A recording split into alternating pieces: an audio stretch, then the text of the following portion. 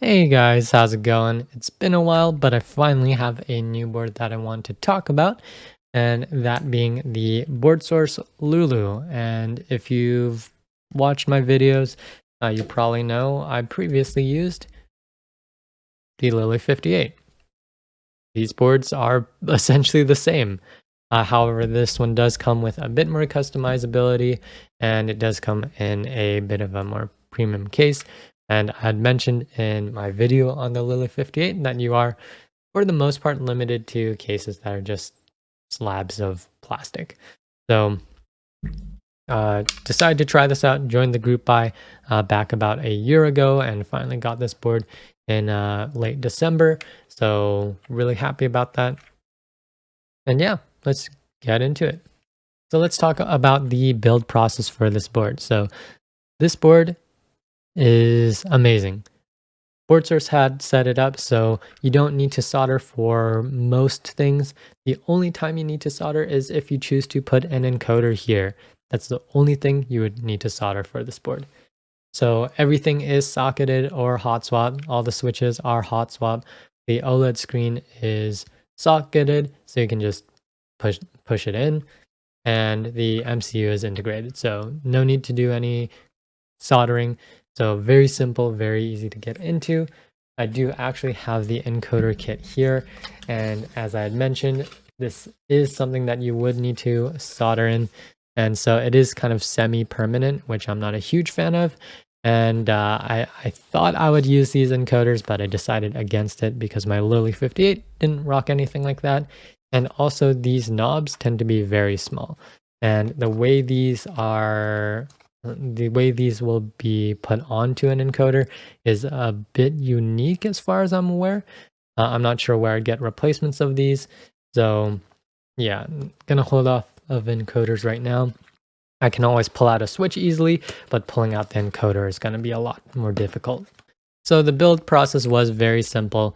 Boardsource actually has a build guide on their website with images that is very, very simple to follow.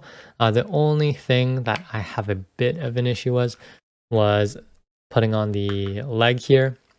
So the reason being is that you have to screw it in at an angle, and I had a lot of trouble getting that to work after I figured something out. It worked fine, but if you look at the leg here, you can see the screw port, and that's at an angle, but there's enough space in here for them to have made it just straight up and down. So a bit iffy on that, but it is what it is. It is something that you kind of find out what works for you and leave it. But going back between tenting legs was a bit of a pain because of that. Otherwise, very simple build. Probably the fastest keyboard to build because this also doesn't have any stabilizers or anything like that. It's very quick and easy. So technically part of the build process is setting up your firmware, and the biggest unique factor of this board, apart from the layout, would be that this board actually uses PEG over top of KMK instead of QMK.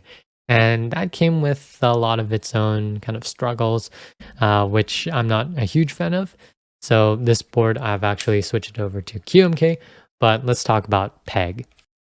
So PEG/KMK gets the board to be detected as a storage device. And in that storage is all your code, all your like your firmware essentially.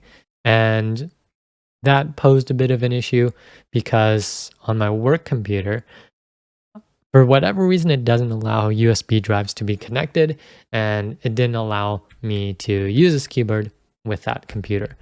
However, you can add a little piece of code, which I'll put up here, that will allow this board to be detected as an HID device or human interface device.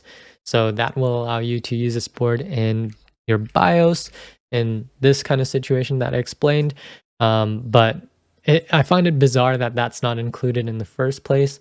It does add a little bit more to your firmware, but it makes life so much easier, right? Because I cannot see many people using more than one keyboard at a time, unless if you're talking about things like macro pads, number pads, that kind of stuff. But that I feel like should be enabled by default.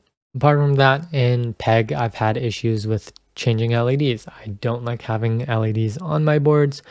And so when adjusting those in PEG, I've had to unplug and replug my keyboard in twice every time for the keyboard to be in a usable state and for the changes to have been made. That's annoying.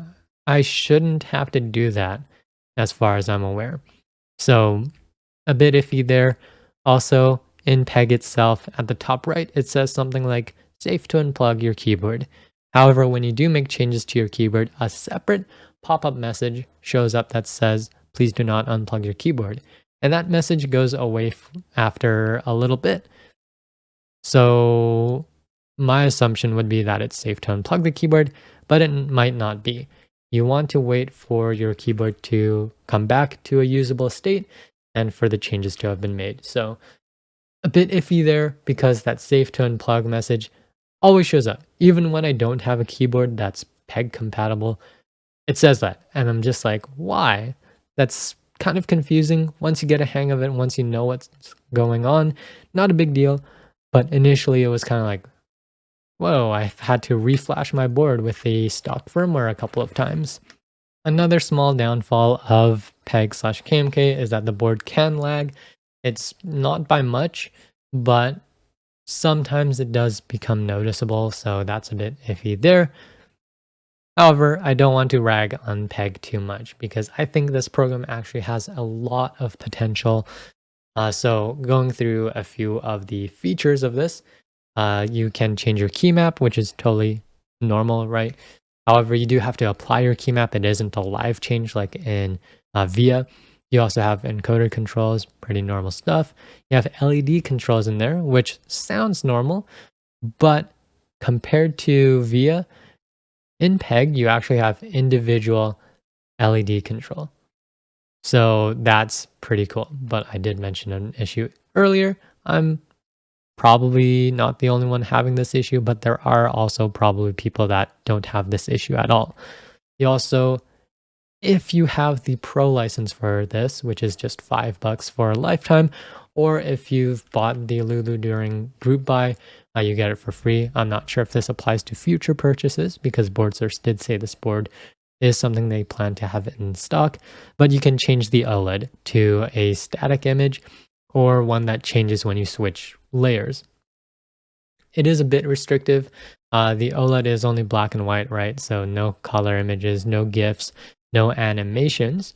So if you want something like Bongo Cat or something like that, at this time, you do need to switch to QMK at least, as far as what Boardsource has mentioned in their Discord. Apart from that, you do have more kind of in-depth stuff like custom key codes, coding. So you do have access to those things in PEG as well. So yeah, I do think that this program does have a lot of potential, but I really don't think it's there yet. They say it's in beta. I feel like it's more like in an alpha stage at this time. So I know I ragged on Boardsource, PEG, KMK a lot. I will note that the next best alternative at this time isn't great at this moment. So that being QMK. QMK at this time doesn't have official VIA support for this board, which kind of sucks because that's probably the easiest way to reprogram a board. So your options are either writing a firmware that enables VIA, which is a bit involved. You can use QMK configurator, which is a bit limiting. And there's a bit of an issue with that I'll mention in a moment here, or writing your own QMK firmware. QMK configurator, usually more than enough for most people, but there is one piece of code, I guess, that I think is really important for this board. And I'll put that up here, which is Watchdog. And what that allows is if there are any issues with the left and right communicating, it'll essentially fix it by itself. So, right, as I had mentioned earlier, there are some disconnect issues from the left and right, but by enabling Watchdog, those issues are automatically fixed within a couple seconds. This functionality has saved me a lot of, I guess, hassle because I'm not sure if it's a power issue or whatever else, but when I used to boot up my computer with this board attached, the left and the right side would both show up as the right side. Not too sure what's causing that. I don't have anything in my firmware that would cause that. So my initial guess is that it may be a power issue. But enabling Watchdog allows it to kind of fix itself once I get to my computer, once it's all booted up, and all good. So that's one of those key things that I think should be included in any QMK firmware for this board. So let's talk about my experience with this board. I've been loving it, but I am coming from a Lily 58, which is essentially the same board with a few tweaks. One thing I'll note is that the firmwares aren't cross-compatible. You can't do that. But yeah, I've been really enjoying my time with this board. However, I will note that this board is very loud. It is an integrated plate, which I think is contributing a lot to that. Even with the included plate foam, still having a lot of issues. And with the bottom being so thin, not really ideal to do something like a tape mod or anything like that. So a bit iffy on the sound. So yeah, because of the sound, I have opted to use silent switches, and silent switches are very clearly not for everyone. However, I've almost had to switch them because for work I am in meetings, taking calls, things like that, and I don't want them to hear like very loud click clacks. I have a YMDK Wings, and I also have a Tokyo 60, or had a Tokyo 60, and those two boards are still quieter than this with normal switches. So that's something to consider because, right, if you are in a situation where you don't want to make too much noise, that's something to consider. Also, I don't think this board sounds very nice anyways. So yeah, it is what it is. Apart from that though, once I got silent switches in here, totally usable, totally enjoying my time, use it for gaming, work, all that kind of stuff, and no issues there. So just before getting into a typing test here, I do want to note how exactly this board is configured. I am using the charcoal uppercase, which actually has a bit of a blue sheen to it, which was a nice surprise. It's not just black, so it stands out a little bit from the plethora of black keyboards. And I also have the smoked bottom plate, smoked tenting kit. The encoder kit that I had earlier is also the smoked version. In this board, I am using Otemu Silent Lemons. These are lubed with 205 grade 0, and I've been loving them. They're a lighter tactile switch, and they're obviously silent. Apart from that, DSA Magic Girl, very cute, very pretty, and I am using the 15-degree tenting leg.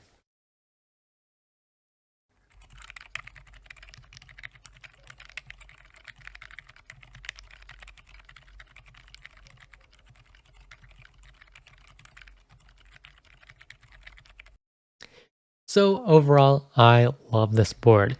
The only main issues that I've had with this are sound, which I've fixed with silent switches. Not the greatest fix, but really the only option I had for my particular situation.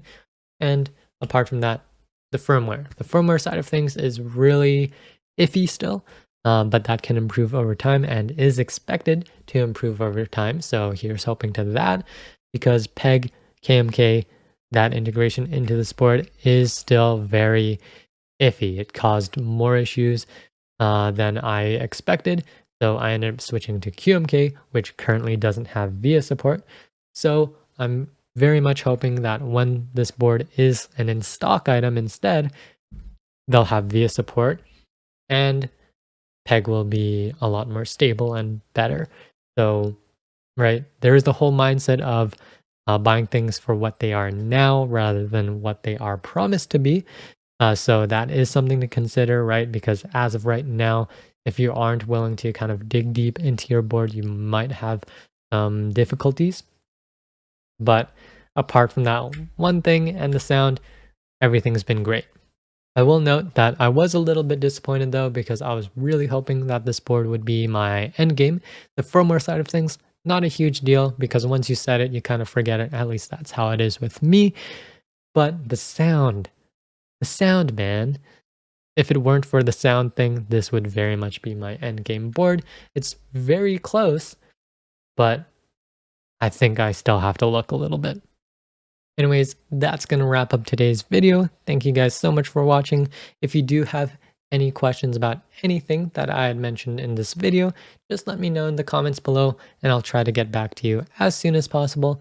That all said, I will note I will probably be taking a bit of a break from making keyboard videos. I'll probably touch on other segments. The reason being is that this keyboard is very close to my end game, my personal end game, and I don't see a better keyboard coming out anytime soon because this is a bit of a niche kind of product segment in the realm of keyboards. So that is a bit unfortunate, but it is what it is. And I don't get prototypes sent to me from whoever out there. So I do have to purchase all my boards, and this hobby is frankly quite expensive. So yeah, again, it is what it is. Anyways, thanks again for watching, and I'll catch you guys in the next one.